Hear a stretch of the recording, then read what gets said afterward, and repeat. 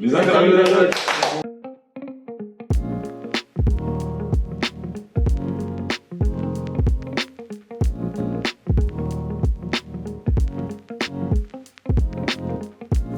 J'ai commencé par les portes ouvertes du CFA avant mon entrée, donc j'ai pu échanger avec Jeff T et il m'expliquait donc le déroulement de la formation, donc c'est principalement ça qui m'a motivé à rejoindre le BTP CFA. Dans le cadre de ma reconversion professionnelle, j'ai eu pas mal de rendez-vous avec des conseillers en évolution pro et on a étudié pas mal de lieux de formation et Pont-à-Mousson répondait à mes attentes.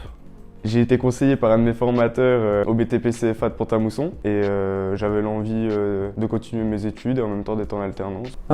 Déjà principalement la proximité par rapport à la ville où j'habite, donc ayant un enfant c'est bien. Et c'est la seule qui proposait ce type de formation de conducteur de travaux.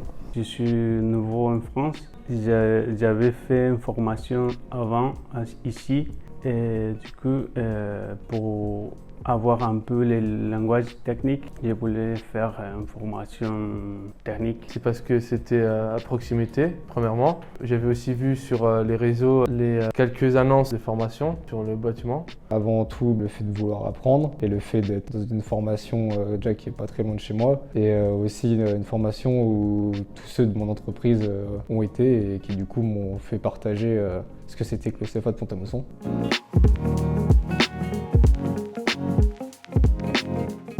Les journées au sein du CFA sont assez diverses. On a pas mal de pratiques avec des mises en scène comme organiser des réunions de chantier ou bien créer de la maquette 3D. On a pas mal aussi de cours théoriques pour apprendre à rechercher dans nos documents utiles, donc c'est assez sympa. Ouais. On a des dossiers bien précis à remplir. Le formateur est là pour nous accompagner, mais on est principalement toujours en autonomie. C'est par exemple aller sur un chantier, voir un peu les réunions, comment ça se passe, voir par rapport à un conducteur de travaux sa journée type.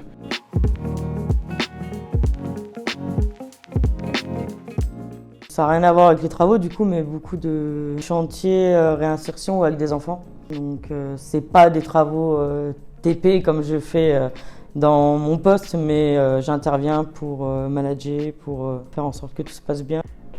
Une entreprise, j'apprends beaucoup la technique avec un peu de théorie ici. Avec les collègues, on discute un peu sur les différents lots parce que tous on fait des différentes choses. Du coup, ça c'est enrichissant pour moi. Le fait d'avoir travaillé sur un très gros chantier avec plusieurs corps d'État qui travaillent à l'international et qui ne travaillent pas forcément en France. C'était celle où il y a une entreprise qui fait des panneaux de fibres de bois, qui travaille qu'avec du bois. Ils étaient venus donc nous apporter une maquette. C'était à une échelle, je sais plus, mais une échelle on va dire à taille humaine. On avait construit une espèce de pergola, si je peux appeler ça comme ça, donc à partir de rien. Donc ils nous avaient livré des poutres, de l'OSB.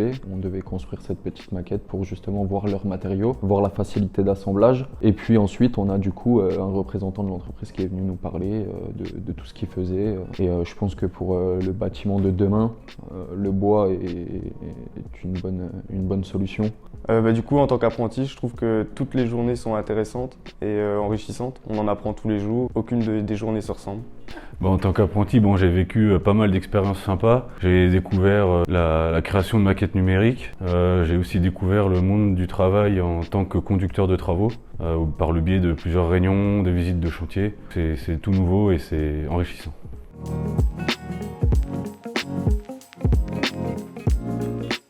Déjà, on a intégré donc le BIM. Ils nous ont fait passer une certification BIM. Je trouve que c'est très bien parce qu'on n'en parle pas assez. Le monde du bâtiment est encore en retard par rapport à ça. Les premiers intervenants à qui il faut en parler, c'est nous qui sommes en formation et qui allons créer le monde de demain.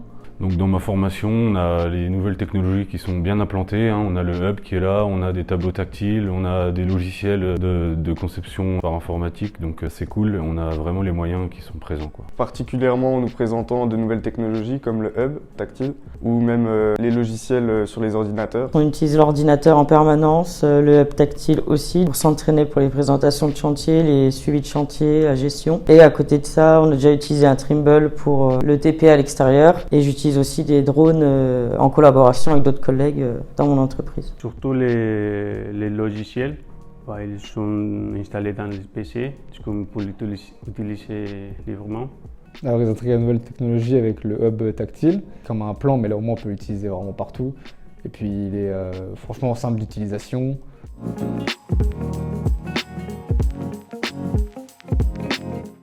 Voilà, c'était une très bonne journée. Ça fait plaisir de pouvoir échanger avec des personnes qui viennent présenter de nouvelles technologies. Je suis assez content de la formation. Ça répond à mes attentes parce que bon, je viens d'un monde particulier, je suis dans le ferroviaire. C'était vraiment une reconversion dans le bâtiment au sein du centre de formation, donc c'est top quoi. Merci d'être venu nous avoir présenté tout ça.